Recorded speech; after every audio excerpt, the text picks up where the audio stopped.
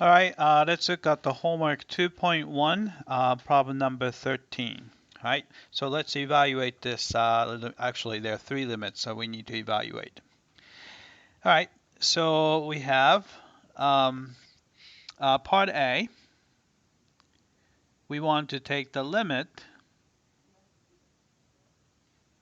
of this function. I'm going to write x plus 5 quantity squared over. All right, I'm going to actually go ahead and factor this out. So x squared minus 25, so 25 squared. So I'm using when you have a squared minus b squared can be factored out as a plus b times quantity a minus b. Right? So we can factor out the denominator as x plus 5 times quantity x minus 5. All right, so for part A, x approaches negative 5. All right, so in this case, I'm going to go ahead and cancel out the common factor. All right, so common factor would be, so you have a x plus 5 on the bottom. There are actually two of them, so I'm going to scratch out the square so that I know that there's another one left over. So this simplifies to limit as x approaches negative 5. And then you have x plus 5 on top. And we have x minus 5 on the bottom. All right, so we're going to just go ahead and try to plug in. So we're going to plug in negative 5 for x here, and there's an x up here too. All right, see if you can get something out of there. So you have a negative 5 and plus 5.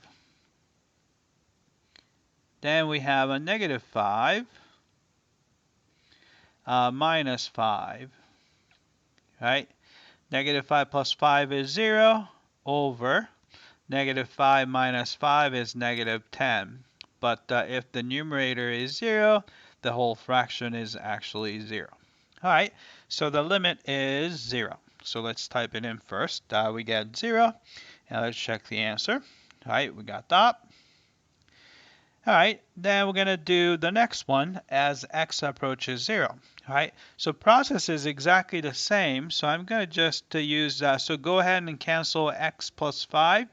So as limit, as x approaches 0, all right, so I'm going to start with the simplified form, which is x plus 5 over x minus 5. All right, then we plug in 0, so we have a 0 plus 5 over 0 minus 5. So you have a 5 over negative 1. So that's going to be negative 1. All right, so let's plug it in. All right, answer is negative 1. All right, check the answer. Got that. All right, last one, x approaches 5. So this is a little tricky one. So you have C. We have exactly the same thing, but the x approaches positive 5. Right? So we have x plus 5 over x minus 5. Right? So this is going to be equal to. All right. So when you have this, if you plug in, you see you see what's going to happen. You can see that the numerator is just a 5 plus 5, so this approaches 10. All right, but here's the problem. Since 5 minus 5 is 0, so the denominator approaches 0. All right, so therefore you're going to have 10 over 0. Right? But we know that we can have a 0 on the bottom, so it's undefined. So I guess in this case, the limit does not exist in this case, right? And the quantity wise, it's going to be a very, very big number.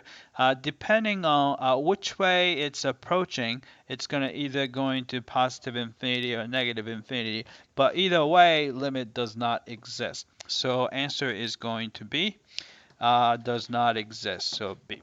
All right, let's check the answer. We got that. All right, that's it. I hope that this was clear.